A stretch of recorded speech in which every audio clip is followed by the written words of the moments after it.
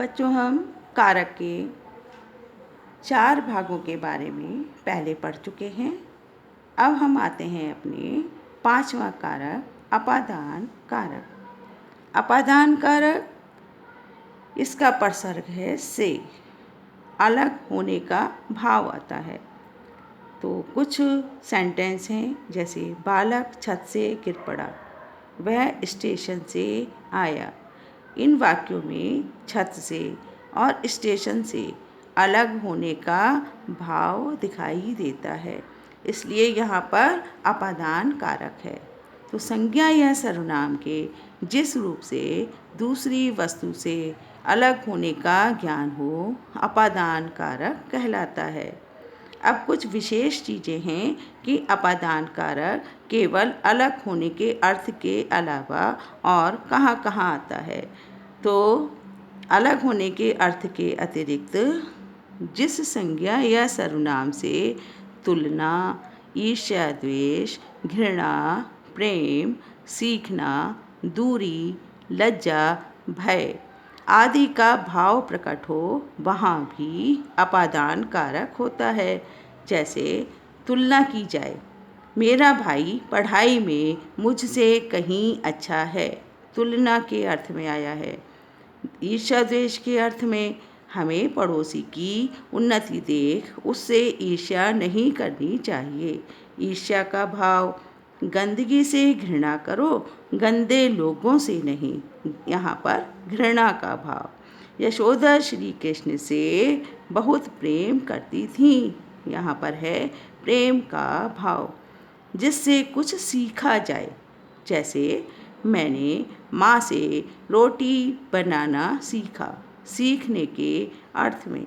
जहाँ दूरी का बोध हो, जैसे मेरा घर स्टेशन से 5 किलोमीटर दूर है, दूरी के अर्थ में। लजाने का भाव प्रकट हो, नई बहू ससुर से लजाकर सिर ढक लेती है, लज्जा के अर्थ में। जिससे भय का भाव प्रकट हो, जैसे मैं दूरदर्शन पर दिखाए जाने वाले भूत प्रेतों से डर गया, भय का भाव। जब से कोई कार्य शुरू किया जाए, जैसे मेरा भाई कल से विद्यालय जाएगा, शुरू करने का समय पता चलता है। अब हमारा छठा कारक आता है संबंध कारक। प्रसर्ग है उसका का, के, की, रा, रे, री। सेंटेंस जैसे मेरी बहन 5वीं कक्षा में पढ़ती है, मीना का घर बहुत सुंदर है, प्रेमचंद का गोदान उपन्यास अत्यंत प्रसिद्ध है। जो इन वाक्यों में मेरी, मीना का, प्रेमचंद का, इन पदों में संबंध कारक है, क्योंकि इनका संबंध किससे है? बहन से, घर व गोदान से है। अब इसकी जो परिभाषा हुई वो क्या हुई कि किसी एक संज्ञा या सर्वनाम का संबंध जब वाक्य की दूसरी संज्ञा या सर्वनाम से होता है तो उसे संबंध कारक कहा जाता है। 7 नंबर अर्थात जो हमारा 7वां नंबर वो है अधिकरण कारक। इसका प्रसर्ग है में, पर या फिर के ऊपर। जैसे बच्चे कमरे में खेल रहे हैं, प्रश्न खेलने का कार्य कहाँ हो रहा है? उत्तर मिलता है कमरे में। मेरा मित्र सोफे पर बैठा है, कहाँ बैठा है? उत्तर मिला सोफे पर। प्रत्येक क्रिया किसी न किसी स्थान पर होती है और किसी न किसी काल से संबद्ध होती है, तो किसी न किसी समय से वो जुड़ी हुई होती है। कहने का तात्पर्य है कि क्रिया के होने के लिए आधार अर्थात स्थान और काल अर्थात समय चाहिए। इसी आधार को अधिकरण कारक कहते हैं। अब हम इसको परिभाषित किस रूप में कर सकते हैं कि संज्ञा के जिस रूप से क्रिया के आधार का ज्ञान हो उसे अधिकरण कारक कहते हैं। इसके अतिरिक्त समय बताने व समूह से तुलना करने में भी अधिकरण कारक होता है। स्थान व कालवाची संबंध बोधक अव्यय जैसे के ऊपर, के नीचे, के भीतर, के बाद भी इसके परसर्ग हैं। जैसे वह अपनी कक्षा में पढ़ाई में सबसे तेज है, यहाँ पर तुलना के रूप में। गाड़ी 5 बजे आएगी, यहाँ किस रूप में है? समय सूचक के रूप में। कमरे के भीतर क्यों बैठे हो? स्थानवाचक अव्यय। छत के ऊपर मत खेलो, स्थानवाचक अव्यय। मेरा भाई कल 5 बजे के बाद आएगा, समय सूचक अव्यय। बच्चे पेड़ के नीचे खेल रहे हैं, स्थानवाचक अव्यय। अब हमारा अंतिम कारक है संबोधन कारक। इसमें संबोधन आते हैं जैसे हे, अरे आदि संज्ञेय संज्ञाओं के पूर्व लगते हैं, मतलब पहले लगते हैं, तथा संज्ञा के बाद संबोधन चिन्ह लगाया जाता है।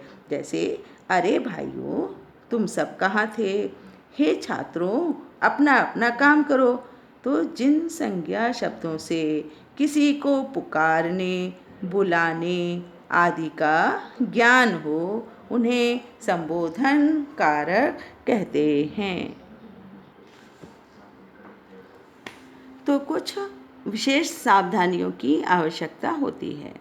जब हम कारकों की पहचान करते हैं तो पहचान करते समय कुछ गलतियां हमसे हो सकती हैं। तो जैसे कर्म व संप्रदान कारक में क्या अंतर है? तो दोनों कारकों का चिन्ह को है, पर प्रयोग में पर्याप्त अंतर है। जब हम प्रयोग करते हैं तब उसमें बहुत कुछ अंतर है। जैसे कर्म कारक, कर्म कारक को हम कैसे पहचानेंगे?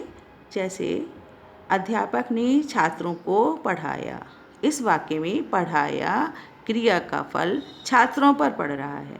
माली ने फूलों को तोड़ा, इसमें जो तोड़ने का जो क्रिया है वो किस पर है? फूलों पर है। अब संप्रदान कारक को लें तो अध्यापक ने छात्रों को पुस्तकें दी, इस वाक्य में छात्रों के लिए का अर्थ आ रहा है।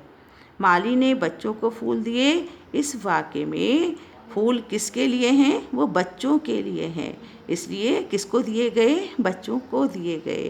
तो इस प्रकार संप्रदान कारक और कर्म कारक दोनों के वाक्यों में को चिन्ह का प्रयोग किया गया है, पर उनका प्रयोग अलग अलग है। अब आते हैं करण व अपादान कारक में अंतर। दोनों का चिन्ह से है, पर अंतर किस प्रकार से है? अब करण कारक में जब हम से का प्रयोग करते हैं तब वो साधन के रूप में आता है। जैसे बालक साइकिल से विद्यालय जाता है, तो साइकिल यहाँ पर साधन के रूप में है।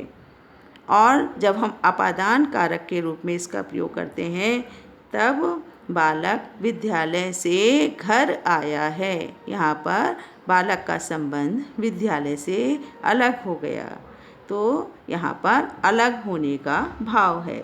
मोहन गाड़ी से दिल्ली गया, यहाँ गाड़ी साधन के रूप में है। मोहन गाड़ी से गिर गया, गाड़ी से अलग होने का भाव है।